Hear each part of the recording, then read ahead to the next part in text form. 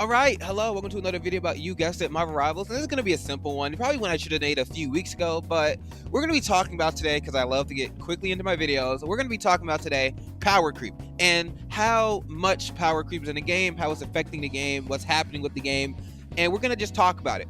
So like, comment, and subscribe because it helps my channel and the video out massively, because I do like making content for Rivals. I know I might say I hate the game. I know I might say in the moment, oh, this game sucks. It doesn't. I like playing my Rivals, and I would love for this video to do good. So please like, comment, and subscribe. But what is power creep?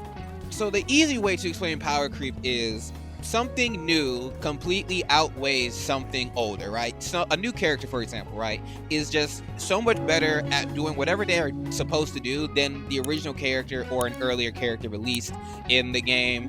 And it doesn't even happen in just games. TV shows do it all the time, like Invincible. They are power creeping the show.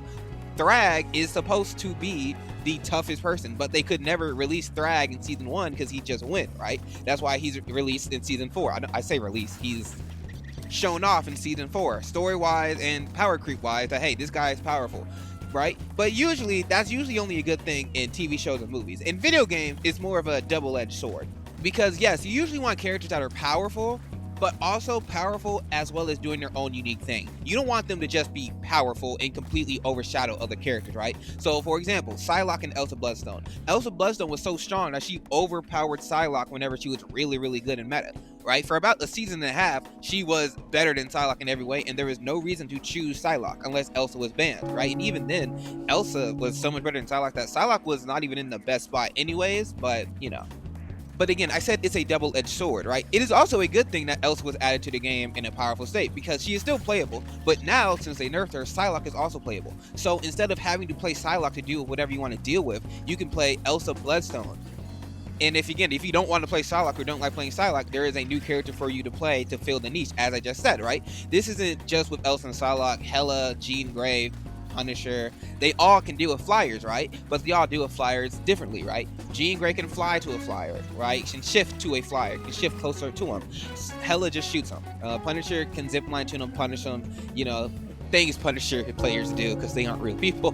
But I do have to say, for Rivals, again, it's a double-edged sword. As I keep saying, like, there is nuance to this conversation. But for Rivals, it's mostly bad. I think mostly bad because there is a lot of power creep in the game. Now, do I have a problem with power creep to the fact that I will never play the game again? No, of course not. It's a live service video game. Power creep is going to exist, right? But we have to be able to rein it in. Like, Elsa was too good for too long. And again, using Elsa as a comparison with Psylocke, Psylocke was a base character. We're gonna use this to get into my next point. Psylocke was a base character in the game, released on launch day. I think she was even, I know she wasn't in that beta, but she was released on launch day. Basically, she filled her niche. She's always been good. She's always been a decent character, besides like 2 seasons. 2 seasons she was a throw pick, right? But now she's decent, and every other season after that or before, she was decent, right? And that's a good thing. She was good. Then Elsa came out. This new character completely overshadows a older character, right? This isn't only with Elsa. Both Daredevil and Black Cat are better than every other DPS at their role, at their job. They are dive DPS, right? And they're both anti-dive, fun fact. They are both anti-dive characters as well as dive characters. I guess not Black Cat really. I thought I was talking about White Fox for a second. I get White Fox and Black Cat confused so much. I'll be giving a call out to my duo. I'll say White Cat's one shot. Like, what does that mean, Celsi? Anyways, I will gladly say that they have reined Daredevil in a good bit. Like, he's still the best, like one of the best characters in the game. Let's get that straight. And he's still a little overtuned, but he's no longer to the point that he used to be, right?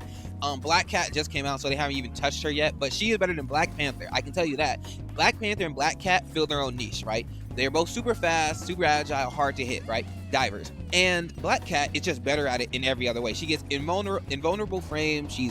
They both have wall climb. She has so much more utility in her kit that is like bloated. Like, she does not need, and I mean this, she does not need an entire buyable catalog of stuff. She doesn't. I think that's just tacked onto her kit personally. And that's usually where the issue comes in with most people, right?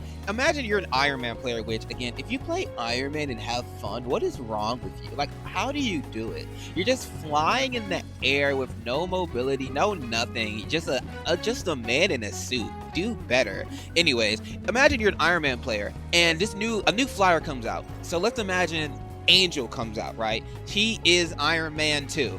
He has more abilities, more skins, more everything in his kit naturally than you ever have.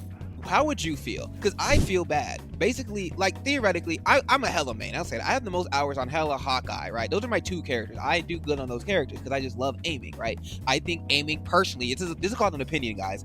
Me personally, I think aim is the hardest thing to do in any game because there is no skill ceiling for it, right? If a character came out that was better than Hela in every single way, I have a connection to Hela, I would feel a different way. I would feel a certain type of way. I would feel negative about this new character. Would I play them? Yes, but I have a connection with Hela. The same way Iron Man players have a connection with Iron Man, same way every person has a connection to their main. So when a new character comes out that completely overshadows them, it's like, what the hell are we doing?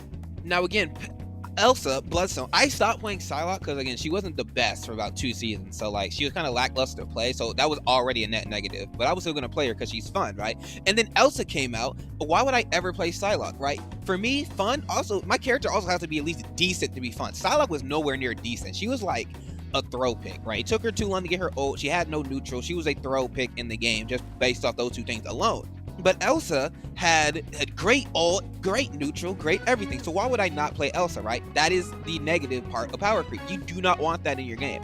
And another example of power creep is that characters will get overshield for no reason now. Like literally, Black Cat gets it, Elsa gets it. They press a singular button, they get power creep.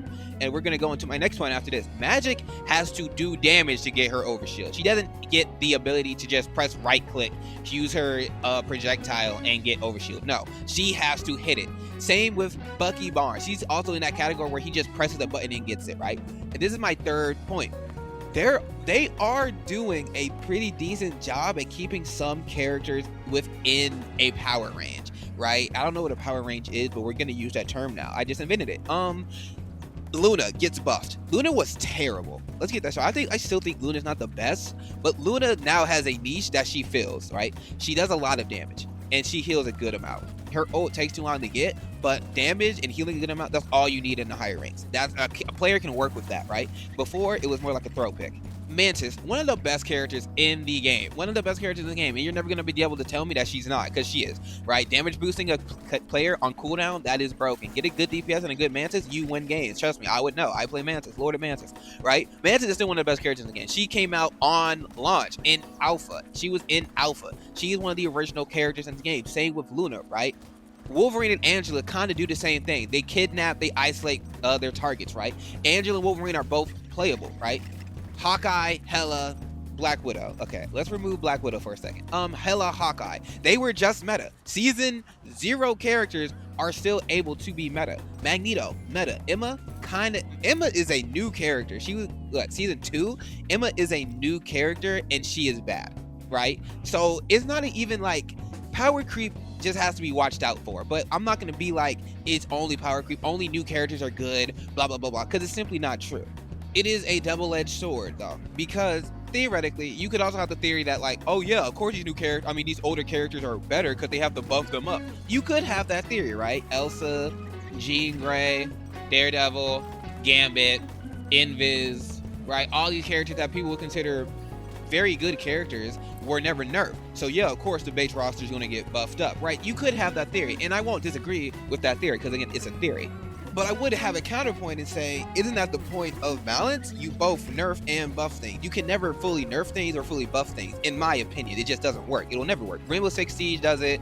They fully nerfed everything. That game fell off for about 2 years because of it, right? So I'm happy that instead of just fully buffing things and nerfing things, we are choosing to do both, right? Even though even Rivals has seasons where they mostly nerf or mostly buff things. There's a difference between, at least as long as you do it equally, maybe that works, right? You should never mostly buff things and then never mostly nerf things after. It just doesn't work. Case in point, the Christmas season. Whenever Christmas was, or whatever season that was, like what, season 5.5 or 6, they buffed everything and the game wasn't the best state, and we now know that you can't do that, right? They buffed most things, right? I don't think there was a single nerf in that patch actually, but you get the point. You can't do that. You have to do both.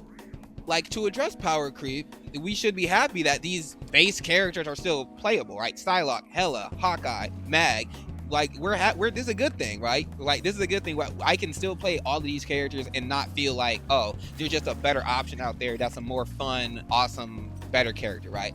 But that's just my opinion on the topic. I hope you guys liked the video. Like, comment, and subscribe. I know it's not the usual gameplay, but it's probably going to be zombies gameplay for the next video too. I think I have like 4 hours of it recorded, so I'm going to use it. But anyways, like, comment, and subscribe for more. I'll see you guys on the next video. Peace.